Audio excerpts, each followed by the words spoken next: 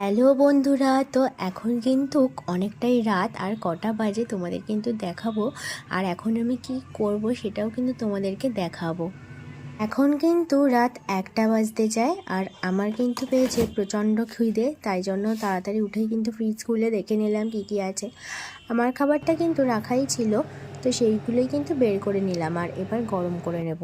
গরম করে কিন্তু নিয়ে চলে এসেছি খাবার। দেখো আজকে কিন্তু ভাত, ডাল, আলু ভাজা আর মাছের ঝোল রাখা ছিল। তো আমার যা খিদে পেয়েছে আমি কিন্তু তাড়াতাড়ি করে খেয়ে নিচ্ছিলাম।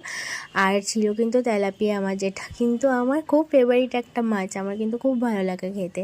এখন যেহেতু শীত পড়ে গেছে তো রাতটা কিন্তু বেশ বড়, তো রাতে কিন্তু আমার আরও খিদে পেত, ওই জন্যই এখন আমি তাড়াতাড়ি করে খেয়ে নিলাম।